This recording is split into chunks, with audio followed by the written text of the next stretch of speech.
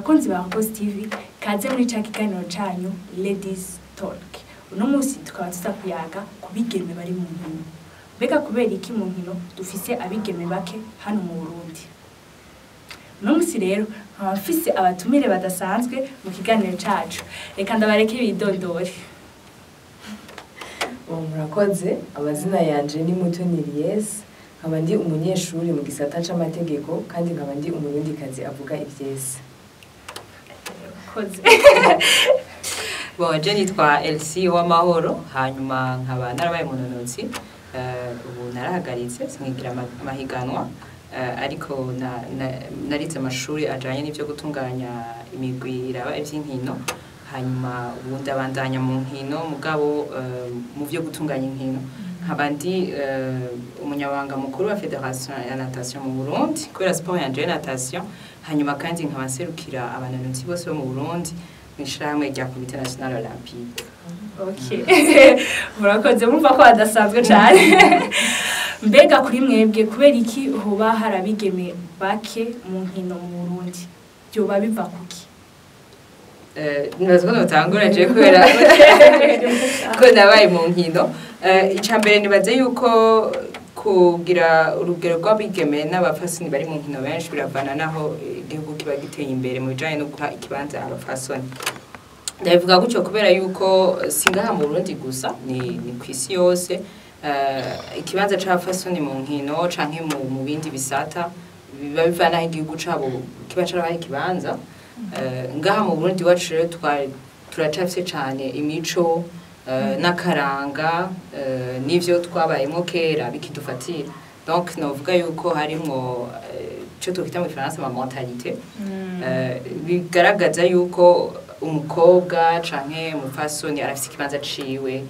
muhira ibikorwa bitandukanye. Rero kuja mu nkino vyame bigaragara yuko ari igikorwa gikorwa n'abashinga ntaye canke n'abahungu. Nivyo kwa cyane kiba kirimo inguvu ukoresha ico twokwitwa energie kuri wowe mbega byo babiva kuki? Bon nkuko yabivuze je nibaza yuko igituma dufise nombre ikiri hasi cyane mu Burundi icambere ni societe. Kuva kera twakuze tuzi yuko umuhungu aja ku ishuri, umukobwa aguma muhira ku bikorwa byo mu nzu. Donc ntiwaronka umwanya wo guhura n'abandi, ntiwaronka umwanya nivuga gute wo kubona abamaze gushika kure. Donc wowe umuhungu ukaja ku ishuri yaso bakakwigisha bakakwereka ama model amwamwe utegerezwa gukurikira, mugabo uri umukobwa waguma muhira ntaho mwahurira navyo. Donc ikintu cambere kitubloka nibaza yuko c'est la société, le regard. Nkuko bashi bakunda kubivuga Barundi, umukobwa ateye imbere hariho tendance yuko arubahuka ashaka kwishira hejuru. Ivyo muri société yacu navyo dukunda. Donc nivyo vyuko kumva yuko umukobwa yoja guserukira igihugu mu Burundi iracari tabu. Umuntu menga umukobwa yofata ijambo hariho umuhungu abishoboye kumusumvya. Nibibaho mu Burundi. Tugiye no mu buzima bwa misi yose. Ndakunze kumva jewe ngo hariyo inkino ngo z'abakobwa ngo hariyo ngo n'inkino z'abahungu. Reka tuje gwisa ndiko ndavuga abigeme bari mu nkino nimwumve yuko ari babandi baduga ku college samedi. Ndiko mvuga sportif de haut niveau babandi nyene babibayemwo baja mu competition bagira mu entraînement babandi banabihemberwa nubwo mu Burundi bitaragaragara cyane. Rero hariyo abemeze yuko hariyo ama sport meza kwa bakobwa n'andi meza kwa bahungu. Par exemple nk'umukobwa kina nka volleyball ça va vuga ati sport y'abakobwa yonye ça va niki, tandis que tugiye nk'umukobwa agenda muri box ngo ngo bigenda gute ngo biki uravyumva. Nka jewe nasanzwe nkina taekwondo. Urumva rero umuntu ambonye abonye nk'amafoto canke duhuye nkamubwira ati je ngiye muri entraînement canke iki acavuga ati shanguzo kwita umugabo wawe canke wewe warabaye nabi vraiment hera watangwe kugira matriceps iki mugabo se netball volleyball iki hari n'indi bavuga ngo birakonona niki mwe mu bivuga kiki est-ce que mona bizoba hezuru est-ce que mona ari vyo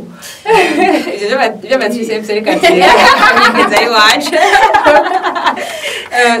je ndashije bivuga ko cyane kubera yuko nabikoze ndibuka ngitangura kugira ama competition nkuko bivuze ugiye kwientraîner canke kuri uritegura bigita mu ntango kubera ubu novuga ngo tukiri mu adolescent cyangwa kiri mu yabaga kiri kwarakura haba harimo igikuriro mugabo ama competition canke ibintu bijanye byose n'amahiganwa utegereza kwitegura mu buryo bw'umubiri physiquement kuko sport igizwe n'inguvu n'abanesha canke abashika kure n'inguvu rero kijanye no kwitegura ndashaka gutanga nk'akarorero jewe natangiye kuja mu masale ya bateguramwe ya musculation maze kugira competition imwe hanze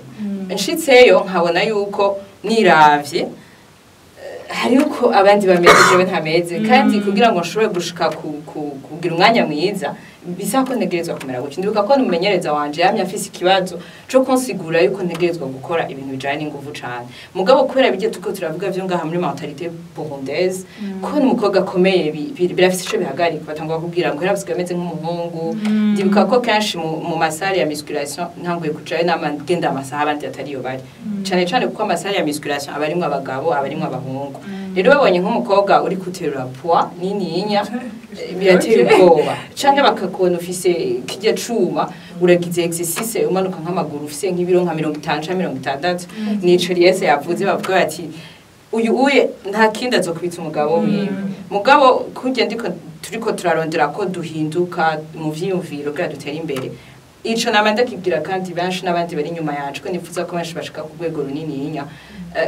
ntushobora kugira sport de haut niveau udakomeye physiquement bategerezwa kuja mu masale ya musculation bategerezwa gukora ibikorwa vy'inguvu bategerezwa guterura ivyo nyene tutemera kanatsinda nta ngaruka mbi nini yabifise ku magara y'umupfasoni canke umukobwa kubera yuko abakobwa bakomeye baravyara kuko kera bavuga yuko umukobwa agiye akagira physique y'abagabo bica vyafecta fecondité yiwe ko ashobora kutavyara mugabo akarorero tubona kenshi nuko abamaze kubikora baravyara jari umuntu nkunda kuraba cane mu vy'amasport ndakunda Serena Williams nibaze ko niba ariko baravuga abakobwa canke abantu b'abafemine bakomeye gose azi imbere kubera afise musculature iteye ubwoba mugabo ntikibujije yuko nta myaka ibiri heze yaravyaye umwana n'abandi bafasoni bose kandi aramurira donc pour dire que ntaco bihindura ni mu mutwe gusa hanyuma kandi biratuma n'umuntu yuguruka akamenya ko ego nitwo turahigana n'abagabo canke ngo tuje kurondera gukora ibikorwa vyabo mugabo ico nshoboye gukora nticobuza ko ndagikora ego nivyo nawe kuvyerekeye ko hari amasport yagenewe abakobwa n'amasport yagenewe abahungu bifate nk'abakobwa bari muri arts canke iki barakwaza kenshi ko iki wagiyeyo birateye ubwoba iki wobivuga kiki nibaza ko bigaruka cyane ikintu cyose gihagaze kuri mentalité burundaise nkuko yavuze wewe ugira taekwondo si je me trompe pas donc uburi jare ujya mukobwa umugabo mubwishije tureke n'umugabo abahungu bigana mubwishije ashaka kubita tuzi kandi ko umukobwa ari umuntu ari préservé umuntu yama mu nzu donc voilà twakunze turi élégance beauté douceur ibyo bintu bitatu donc wewe ugiye muri salle ukaja guterura ivyuma biterura abagabo bari ibyo mukobwa nta n'umuntu sinzi ko murabona yuko sinzi else abirimo cyane ko amaze kugira constat yuko uraza hari ahantu uja badashobora kukwaborda kubera iki bamaze gushiramo yuko ego c'est vrai abakobwa cyangwa abasore turakazishavu rimwe donc abwete uje ni yakazishavu nakujya kuboko mbona aradukubita atumare twese ngaha donc ntibashobora kukwaborda usanga ushitse n'ahantu ucutangwa kuba ferme wewe nyene donc byose bagaze kuri ya mentalité yuko baramaze kuducira inzira yuko twe dutegerezwa kuja hajya abahungu bategerezwa kuja hariya umenga bavuze je kanshi ndashigikira aba basketteur cyane gose n'aba basketteuse ndabona ibya bindi nyene no fait bigaruka yuko jewe nk'ibitangura ndakunda basket en soi sinarango ikina abahungu canke ikina abakobwa mugabo ncandaba igihugu ndimwo 80% y'ama match aba publié aja habona n'ama match y'abahungu donc jenge kwiziraba c'est pas parce que mbasha gushikira abahungu mugabo na match y'abakobwa n'umu basketteuse abarimo nakubwira ko jafise match uzuze kumera niba donc natwe be twaramaze kuyugara mu mutwe en fait twaramaze kwishira hasi donc nibaze yuko araho byugariye mu gihe umusi tuzobona yuko dushoboye kandi nabaze ko na Elsa kibitangwa ntiyazi ko bishoboye wabona umengo ntabyo nzoshoboye mugabo uragira ouverture d'esprit urabona yuko ushoboye kandi urashobora no guca umutima abandi bari nyuma yawe ikintu cafashije cyane novuga ni gusohoka ukava mu Burundi ukaja ahandi ego kuko umaze kubona abandi urabona none ko iki twe tudashobora gukora ikintu bwira dutera imbere kandi ataco conone hanyuma nico kuravuga je par contre ndatangara gose ko nimba bibaza yuko vyonona douceur bikonona elegance bikonona ni ibintu par contre novuga bituma ukenshi abantu bagira sport bafite maîtrise de soi la discipline gose uri kuravuga nkaho abantu bo mu arts martiaux bobo urashobora no kumuprovoka adashatse ko mugwana nk'imugwana aba yego baratravailler beaucoup plus ibintu la force mentale ku buryo usanga aresista ku ngorane nyinshi no ku bibazo byinshi hama n'ikindi naco le sport iciza cacu nuko physiquement canke physiologiquement harimo amasécrétion ama hormone abize bya santé barabizi nico gituma n'abantu benshi ubuye bariko barahimiriza abantu kugira ama sport kubera yuko izi ngwara zose cardiovasculaire n'ibindi biterwa n'ama stress nuko bavuga yuko hariho ama sécrétion ama hormone après le sport atuma abantu bamererwa neza donc n'ama catégorie y'ama hormone atuma umuntu agira bien-être mu mubiri rero nibaze yuko ivyo vya douceur ntivyo buraho jewe par contre kutagira sport je kanshi byanka nervosité ndashobora no kuvyumva nkumaze igihe ntagira sport ndatangura kugira anxiété canke nkumva nshavura n'ingoga mugabo je naho mpura n'umuntu ku kazi par exemple bakanshavuza canke bagakora ibintu bitabaho nagize sport mu gatondo bandi à l'aise mba no kumengo ico turazo mu gitondo cyane gose kuko na jewe mfatiye kuri ivyo vuze umugambi nari mfise muri Miss Burundi ni kuri yarantu nawuvuga bose akaca bandaba uri umukobwa urabona ingene usa kubera iki wagiye mu we kutatoye abagore barima ngo mengo ni ikintu c'igitangaza le fait yuko nafatanyije l'art na sport pire encore nkaba niga amategeko ni ibintu abantu batashobora gutahura kimva none umuntu yiga amategeko ni umuntu yamagororotse umuntu aje imbere akavuga imbere y'abantu mugabo umubonye kuri terra ndundi muntu kuri terra ndi muri ba bantu bashavura bakarira muri basket habaye ikosa cyangwa mu arbitre arenganyije ndi muri ba bantu barira donc nibabitahura ingene shobora kuvyuka nko mu gitondo nkumva yuko ibintu byose nari mfise ndabibiyise ni vyejo no musinja kuraba match baba bumva meko uri umukobwa biri kugira ivyo bintu yego cyamura na match ushusha ati uno musi Paris Saint-Germain irahura na hamwe utora telefone ukandikira umuntu turazora ndi matakoza uvyuse gori ngeze kuraba match ya basket ntibabitahura donc il faut que abantu d'abord babanza bakabitahura jewe naje ubwanje bwa mbere naragira amasoni umuntu ambajije kubera iki nabyutse mu ijoro nkaca ndondera ikintu besha ubwibera naragira amasoni numva nene umukobwa avuka kwa mace kibazo n'imana nivyo byaca gukrasa yo ujyameze nk'umuhungu yo ujya kureba nk'iby'abahungu ugasanga barakwimye n'ama opportunité muri ibyo bintu byabo bya elegance nabwo tugasanga barakwimye ama opportunité kubera iki baramaze gukrasa mu bahungu ava byaranira amasoni mugabo utanguye wewe ukabona yuko ari ibintu bi normal ukanabwira umugenzi wa mukobwa dimanche uzuze tujane kuri match bicaye ba normal n'abantu wa borde bacaye bitruva yuko normal tukiri muri ivyo nyene by'ubuzima bwa misi yose ama match ama entraînement ibiki est-ce que mweza nk'abigeme bari mu nkino barahura n'ingorane dans leur vie personnelle ubuzima bwabo nk'umuntu ari mu kugira amaheyaje kashi ndakunze guhomarka muri societe nk'abigeme ugasanga n'aba sportif de haut niveau mugabo ugasanga bagiye mu rugo biciye bihera carrément ni naco gituma nibaza ko naco nyene kiri mu bibuza abakobwa baja muri sport cyane ko bavuga ati n'ubundi ejo nzogenda kurongorwa bizohagarika iyo sport izocihagarara nzoca mvyara mbega kwa tubwiye ko Serena Williams hashiye imyaka 2 hashiye imyaka 2 abyaye ubu aracabandanya kuri ya nivo nyene canke biragabanuka aravuga ati espérance muri ico gikorwa muri activité sindende vomye ko nja mu kindi kintu kizomara umwanya muremure vu n'ibintu niteguriye mu buzima ico nashaka kuvuga kuri ico kintu nuko sport nk'ayandi activité yose arafise igihagararo birahagarara kubera yuko umubiri w'umuntu urasaza ni c'est naturel niko bimeze uragera igihe ukumva ko bidakunda kubandanya hanyuma ikijanye cyane ndavuga kuri ico kintu ko tuvuga ku bintu bya changement de mentalité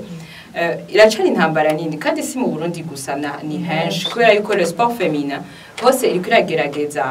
gufata ikibanza kugira ngo n'abafasoni nabo batera imbere nkuko biri mu yandi madomaine rero nkungaha ico kuravuga je ndagumanda gwakarore ko je hariho byinshi nabayemo bivanye niyo ndibuka je nahagaritse ama competition muri 2016 muri 2016 nari mfite imyaka 28 uravyumva donc kuri 28 ans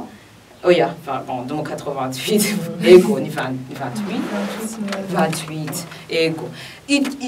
aho deja muri société mu Burundi babona ko umaze kurengerana ego iyo myaka urengeje utararonka umugabo ntibikunda ndavyibuka cyane ko yabaye n'intambara nini ko ico gihe bisiga ko nagira ama competition hama nkuko bivuze ahantu tukiriko turagwana no muri sport ngaha mu Burundi nuko abakobwa benshi arabayabaga baragira sport no muri basket no muri volley uzobasangamo usanga abakobwa bafite 16 17 20 mugabo batangira 23 24 baca batangura kuvamo ariko nkuko bivuze benshi bavana nko kubera yuko bagiye kubaka izabo ama mariage n'ibindi ndibuka ko je hari umuntu yigeze kumbwira igihe kimwe muri championnat national cyo gihe nari nabaye mu champion acaraza aranyegera ndiko nafite 24 ans cyo gihe acambwira ngo aho ntubona ko uteye isoni urumva ngo ntubona ko uteye isoni yuko uri kugira ibintu by'abana raba bagiye bose muri ko murahiganwa n'abana wowe nukwiye kuba muri ivyo bintu donc bice bisaba yuko tuguma turi changement de mentalité mugabo n'abamaze kuja muri domaine bategerezwa gukomera mu buryo mental ntikibuze yuko ushaka kugira urugo ugira ama competition mugabo navyo nyene bisaba yuko wewe kujya usanzwe uja no mu entraînement mugakomera uteza gukomera no mu vy'urugo urumva hama n'ikindi nko turabivuga ivyo kuvuga ngo uzokubita umugabo uzogira iki ugasanga hariho ama blocage kubijanye n'ama relation kuko tuvuga kuri vie personnelle birabaho mugabo nticubuza yuko ushaka kugira urugo rwawe hama ukagira na sport hamageze ko ibaruka ko navyo ubuye ko twateye imbere si ibintu bishika giturumbuka canke bishitse naho nyene uramenya ukuntu wifata hanyuma amezi 9 ugatwara inda y'umwana wawe kandi burya bivanye n'ukuntu abantu babitegura hari abantu bagira ama competition bafise inda n'ubunga mu Burundi turafise abavolleyeuses benshi ubuye baba mama bari hariho mu mama wari mu sport yahora akina ama match afise inda ya 6 mois akakina ama match akaja no hanze agakina ama match ahubwo je nabonye ifoto y'umu footballeuse yari karonse umwana we sinzi sako ko circuler ari karonse umwana we yari karakina muri match muri mi-temps acaronse umwana wiwe aramutanga so arakina yego cyane kandi no mu nkino hose niho bibonera benshi babibona ko abasohotse benshi baragira ama competition bakavajanya n'abana babo ugasanga bise abana batatu umugabo arakina ibimuza gukina donc bisigura yuko nibihagarika ko umuntu abandanya kubaho ubundi buzima bwandi bantu bose uravyo mugabo nukumenya yuko ivyo byose birashoboka kandi dukwiye kwishira mu mitwe yacu nivyo niraza ko biri mbega Lies urizera yuko abigeme bari mu nkino baterera mu iterambere ry'igihugu de façon directe et indirecte ego cane gose exemple je namantanga no mu byese mvuga uwo muntu araparisa cyane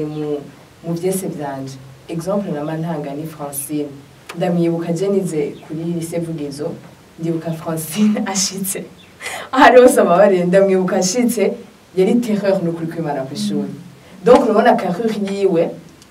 ashitse yambaye ijipo ku ishuri ndibuka ko Francine naho yahaguruka avuga ati Natasha directeur ntiyaharira donc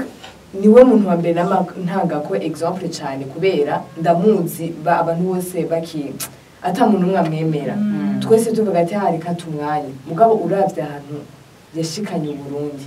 hariho abantu bazi izina Uburundi bazi igihugu Burundi kubera we hariho ba LC nibaze ko ugitangura nawe community ubayemwo bose bagufata nk'umusazi tureke no kuja kure mu muryango bose barakubuza bagati ibintu bigiyemo nibibaho baguharurira imyaka bakurice mu rugo donc ibyo ntibibaho mugabo hari abantu ama figure amwe yamaze gushikana Burundi kure je n'abadavuga ndi umuntu aja mu mahiganwa manshi iyo uronse iyo opportunité ego c'est vrai ubigira à titre personnel ukagenda ukavuga ati je nzoronka iki nzoshika kuri iki mugabo uronse nuvuga ayo mahirwe yo gushika ahantu ukamenyekanisha Uburundi ico cyonyine kirakwiye kuko kenshi bon nkuko nkunze kubivuga muri secteur ya tourisme cyane gose hari abantu bibaze ko le tourisme ari ukuza ukaraba ese fini biraheze or ujya mu étranger aje mu gihugu arapporta ikintu nuvuga valeur ajoutée kuri développement y'igihugu donc uwo mukobwa wese yoba yarashoboye aho bari bose sinshaka kwamara ni baje ni kuri je ndabubaha cyane gose kuko le fait yo kugenda ubundi muntu akamenya ko icyo gihugu kibaho kuko c'est vrai on va pas se mentir n'abantu bashataze ko Burundi buba donc ushitse ahantu ukavuga ko kuva mu Burundi ico cyonyine je trouve que c'est assez suffisant kugira Burundi butere imbere kuko haza bajya tubita aba mukerarugendo aba touriste mu Kirundi mu Gifaransa plutôt donc bajya baje ntuzi ico baje ku investissa mu gihugu arashobora kugikunda akaca kuma banga donc agatangura business yiwaho nyene igihugu bigatera imbere donc je abataratangura ndabankosha kubandanya c'est vrai si no sportif wa cyane ndagira ko nshoboye mugabo ndabashigikiye cyane gose cyane kandi bazoshikana kure Uburundi kure cyane yatubwiye Francine Yosa ni mwebwe nk'umusportif w'umurundi kazi mwamwemera barinde ni Francine niwe amaze kugira intambwe iruta twese kuko natwe turamubaha ni référence jewe yaransanze nko mu nkino turamaje kujana mu mahiganwa menshi hariyo n'abadiane nukuri aba muri États-Unis novuga ko abamaze gushika kuri ho niveau si benshi mugabo bon turafise umugwi twebwe twipfuze yuko haba abana benshi bakiri bato baduga ku buryo dushobora kubona aba sportif benshi nico gituma turakunda kuvuga yuko twifuze yuko haba bon les fédérations kuko aribo batunganya inkino ama fédération sportive ni atunganya inkino ko bashiraho ikibanza kinini nyakijanye n'abakenyezi muri comité national olympique hariho na partie ya sport féminin bakora développer le sport féminin hariho na stratégie yabaye développer pour yakozwe kugira abe développement du sport féminin kugira ngo non seulement habe abakinyi bakina hongere habeho kuko turafise nituvuge tuvuga le sport nituvuga abakinyi gusa hariho abantu bakunda sport yes ariko aravuga ko akunda sport hariho abarbitre n'abarbitre abadamu benshi tufise ntaba ni bakeyi hajye barbitre dufate nko muri football ni makuwe warabaye umu footballeuse uteza kuzi football uteza kuko je ndibuka yuko nari niganiye vyem umuprof wa physique yari mu arbitre nimushaka kubaza respect abandi bigisha bamuha kubera biri tellement wow kubibona ingene yidemarka vyonyene ahashitse hose ukimurira bwate igituma abarbitre bafise ikibanza kuko nabo baragira exercice physique nko muri football ntushobora kuba umu arbitre udakomeye physiquement kubera kujya biruka bariko barakurikira umupira wiruka nawe c'est-à-dire utoheza kumara iminota 90 bamara ko bariruka nawe uri capable yo kwiruka kandi wowe plus uko kwesha na cerveau yego ujya bari karakina etu abayagize ama entraînement bwa wewe utegerezwa kurikirana umukinyi umwe wese mu kibuga donc c'est plus la force physique na mentale rero nico gituma kubijanye na sport ntituvuga gusa les sportifs bakina hariho aussi na management muri gestion turetse ko abafasoni baratunganya neza ibintu kandi azi ko inkino nyinshi tifise abafasoni barabona yuko baravyitangira ababirimo baravyitangira ni kuvuga rero ko n'abatashoboye gukina ku rugezo bashobora kuja mu mahigano barashobora kwikindi gikorwa bakoze kubera bakunda inkino hariho amadomaine atari exploité nko muri gestion aho hose harakenewe abafasoni bize ibintu vy'amategeko nka IS bashobora kubera yuko muri sport harabamo urazi biheruka kuba ku Dinamo n'Urunani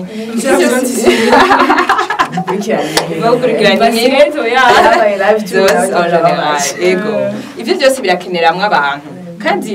n'umukenyezi arashobora kujamwo kuko udashobora gukoresha ingufu kandi arafise ubwenge rero nibaza yuko ayose n'amadomaine akwiye kujamwo abantu hamwe n'ikindi kintu naco nkunda kuvuga no guha agaciro ibijanye n'amashuri y'abantu bize IEPS kuko kenshi kuko byose bihera muri politiki y'igihugu bihera kwereka abantu biga ibintu vya sport ko kenshi tuzi ko abantu bagiye kwiga ibintu vya sport abantu bananiwe n'ibindi bintu byose donc bakaba baruhebwa bakaborienta mu vy'ingufu kandi n'abandi bantu bose babona ku ma université n'ahandi babona ngo bayiya birirwa gukina kabumbu or que ni domaine nininya iteza imbere igihugu ubigiyemo ushobora kuba umuntu akomeye kandi bikagutunga yego nibaze rero ko amadomeni yose guhera ku bakinyi ku arbitre ku managere ku bose imigwi yose nibaza mfatiye kuri ibyo uvuze cyane cyane ubwa nyuma yuko bigaruka kuri ya mentalite nyene twayishimikiye ko cyane yuko byohera d'abord mu bavyeyi niko novuga kuko uravye abavyeyi du moins en général b'abarundi kuja kumusigurira yuko ego wize trop commun c'est bon wagize niveau yo kwiexprima birakwiye kumusigurira rero yuko ugiye kwiga ibijanye n'inkino ikibazo kitoroshe ni ikibazo gikomeye kandi cyane kandi kirabuza ama opportunité abana benshi b'abakobwa kuko c'est vrai je namvuga ego niga amategeko kandi abantu benshi baratangaza ngende yavuga niga amategeko mu Burundi birabaga amategeko aho ndomenga share hakutangura ubuganga hakurikira amategeko les métiers nobles les voilà nkuko dukunda kubyita uko nyene yavuze ni genre ama métiers nobles niko tubizi mu Burundi mugabo rero je ndabivuze ndayiga bamfata bashi ntibanantahura cyane amavuga yuko ikintu kugira umuntu atera imbere kandi kugira ashikane n'igihugu ciwe kure utegeza nuga sport c'est juste kugenda muri salle non c'est d'abord une passion imbere ya byose ategeza kuba ari passion donc uwo mwana abona yuko jewe ntagiye muri sport ngo ari kijuje ntagiye kuguma yiruka inyuma y'agapira ngo kuba ari umusazi no ni passion kandi nibaza yuko ugiye mu kintu by'ukuri uri passionné uratera imbere peu importe ibintu cyamo uratera imbere donc nibaza yuko abavyeyi foda bako batahura yuko umuntu aratera imbere atize ubuganga atize amategeko birashoboka ni ikintu maranira cyane yuko birashoboka cyane gose donc kuja kwiga inkino nta n'amashuri mu Burundi novuga yuko nibaza yuko ni ntarimwe canke abiri donc foko bitangurira ngaho abavyeyi bakabanza kugira ouverture d'esprit hanyuma aussi na leta igashiraho ayo mashuri kugira voilà ego bugurura ama horizon iyo miyabaga ibone yuko efficient iyo passion kugira ejo canke hirya ejo nibo bazoteza imbere igihugu murakoze cyane ku vyiyumviro vyanyu pour conclure sinzi akajambo mubwira nk'abarundikazi bashaka kwinjira mu bijanye n'inkino bon je ndahimiriza cyane abavyeyi niho itanguriro ry'ibintu byose hanyuma n'ikindi mu masiporo yose hari ukuntu twafashe ko je ndatangara kenshi mbona abana batoyi badashaka kugira nka atletisme kubera yuko abana ikintu ca mbere umuntu avuka akora canke agiye barondera kwiruka ni ikintu kiza ubwa mbere hari nk'umwana ushobora kubona ko afise capacité yo kwiruka iteye ubwoba kubera iki hatobaho bitunganywa bon ico nje ku ma organisation sportive nabo gutangura kurondera ico bita kenshi grassroots donc dutoyi utuntu duto tutaba turaje amahiganwa mugabo kugira utegure amahiganwa akomeye ivyo rero bica bifatana beaucoup plus na politique y'igihugu kandi turasaba ko abatunganya ivy'igihugu bashiraho politique jaye nico kintu bashiraho politique vya sport biratera imbere bagahera muri education bagatanga bagaha valeur amashuri y'abize sport hama kandi n'abantu bayajamwo kayajamwo ariko bayakunze bakabikora bikunze hama kandi bakugurura les horizons kugira ngo bashobore kuja kwiga amashuri arenze kuko abantu hanze benshi baratungishijwe no kuba entraîneur akabaho gutse bari kakora ugasanga sportif personnel voilà ba coach sportif uye n'ibintu bigezweho cyane ugasanga abandi na physiothérapie bakiyo oriente vers la physiothérapie physique plutôt sportive abandi donc iyo domaine ni très vaste ishobora gutuma abantu baronka akazi tukava muri byo turavuga vy'ama métiers nobles nkaje personnellement nk'umwana wanje nshaka kumorienta wenda morienta ibintu abantu bose batarimo je disiyo ko nk'umwana wanje ibintu bya sport kabandanya uko je barondera amashuri abana baje muri Etats-Unis n'ahandi ndamu classe ahantu ejo nshaka kwirotruva afise place idasanzwe kandi mu madomene ariene exploit n'ubuzi buca bworoha bica biboneka ko twese tutiruka muri bari bake muri iyo domaine yego rero nibaza ko ubuye hari byinshi bisamaza abavyeyi barakwiye kugira ama effort yo gutwara abana mu masport ni umwana n'umuntu adafite ama occupation menshi uwogerageza par semaine akafise au moins isaha imwe zibiri zitatu atwara umwana we dans une activité physique birafasha no mu mutwe n'amagara ubu dusigaye tubona abana b'abobese bafite 5 ans 6 ans kandi akadurinda kurana iyo complexe yuko umuntu munini arashobora kubivamo hakiri kare. Aho ni ku bavyeyi ku bandi ku bakobwa ko tuko turavuga cyane abakobwa jewe ndavuga yuko nta kintu na kimwe gishobora kubloka umuntu afise yari kwaraje igikuru no kugira une vision ushaka gushika hehe. Jewe aho ngeze ubu ivyo nashoboye gushika ko narashoboye kuja mu ma compétition menshi je ndakonta 8 championnats du monde nagiyemwo ndakonta 2 compétitions régionales nagiyemwo ndakonta à mon compte Jeux africains imwe nagiyemwo avec 3 Jeux olympiques. Donc ivyo OS novuga ko nabishitse ko kubera yuko nta support nini yanari mfise d'abord kuko twagiye turavuga yuko abantu bagenda bara ayo mareve yawe arenze urugero raburi mu Burundi ntacushobora gushikako mugabo nasanze ko plus office yuri kuraja plus n'imiryango yuguruka. Rero no himiriza cyane abakobwa kuraba kure kandi mu domaine yose apana ku kintu kimwe n'ikindi. Hanyuma kandi nkaca mpumuriza abashingana n'abagabo je ndabakoreramo cyane muri domaine ya sport kashi uri tuva uri muri groupe ugasanga muri nk'abafasoni babiri n'abagabo 70 kandi bashaka dukorana ababizi sintambara turimo. Par contre turafashanya hari ivyimviro batera tugatera hama n'ikindi je ndazika tamugabo nzobora nzomuronka kuko ndazi ko je suis capable yo kugira urugo nk'abandi bafasoni bose. Ivyo byose ni mu mutwe kuko naje haragergiye nkumva sinshaka gukomera gucya bige nibabona amamore biza kugenda gute donc ruvuga sanga ni handicap. Hama par contre ndahimiza cyane abafasoni twako tuvuga sport de niveau ngale sport en général namagara meza biraryoshe ko ushaka kufise 60 ans uri umuntu ari fit ugasanga uri mu mama afise 60 ndakunda kurabira ko cyane je abantu de l'extérieur hariho ndakunda kuranga Michelle Obama murabona afise 57 ans mugabo ugasanga ameze neza cyane santé iri impeccable ukaraba hari undi wewe arusha bose ari no coach sportif yitwa Ernestine Shefford afise 81 ans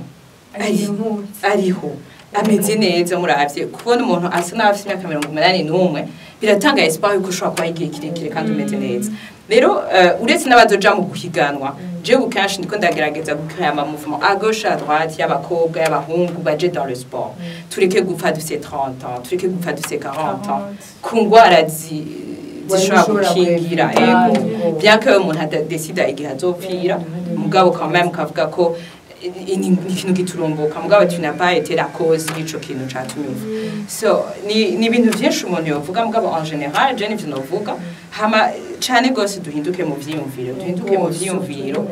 ego hama kuri dushe gutera imbere kandi je sais très bien yuko nitwakora muri essence n'igihugu kizotera imbere abantu bateye imbere igihugu gitera imbere. Ego bon jewe comme conclusion novuga yuko nkuko nabivuze kare sport ni passion.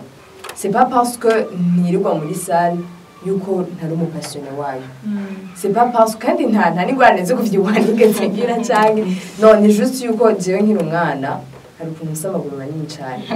donc wiga muri classe y'abahungu nka 30 muri akoga nka 12 baguma considera muri partie y'abahungu vuye n'ijwi ryanje bagati ujyare mu bahungu naye amaguru ari mwimore baguma bavuga ujyare mu bahungu donc nibatswe niho natanguye kwiyorienta cyane muri sport. Donc nibaza yuko nkuko yabivuze LC sport si ijya domaine gusa tubona y'abantu bari bafite umupira y'abantu bari mu masale no natwebwe tuyikurikirana turashobora kubiteza imbere cyane cyane abakobwa nta honte nimwe ihari yo gukunda sport nta honte ihari yo gukurikira sport nta nimwe. Par contre twebwe nibaza yuko en grande partie turakeneye kuko tumotiva plus aba bayitsi basanzwe babirimo ubona ko usabanje bakobwa bagushigikiye muri domaine ya gestion ko yavuze ahantu hose ubona ko umuntu agushigikiye uratera imbere. Donc abakobwa bose aho bari abatanguye ni byiza nibabandanye abataratangura nabo babone yuko nambu ubona personnellement atanga uvu ufise zo kugenda muri salle atanga uvu ufise zo kuja inyuma y'umupira aho uri urashobora kwiteza imbere. Jewe vraiment sinibeshera nta salle njamwo des fois mwirandagira nta jeune imwe nkina ariko ndazi yuko ndazi ko ndabashigikiye kandi ndazi yuko tuko turatezanya imbere buke buke ngo surtout ça donc babone yuko aho uri muri bikushoboye urashobora gucontribuer uri umukobwa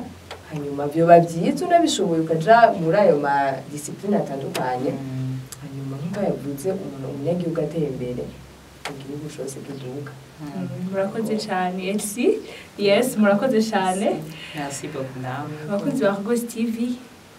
murakoze ko namwadukurikiranye naho ubutaha.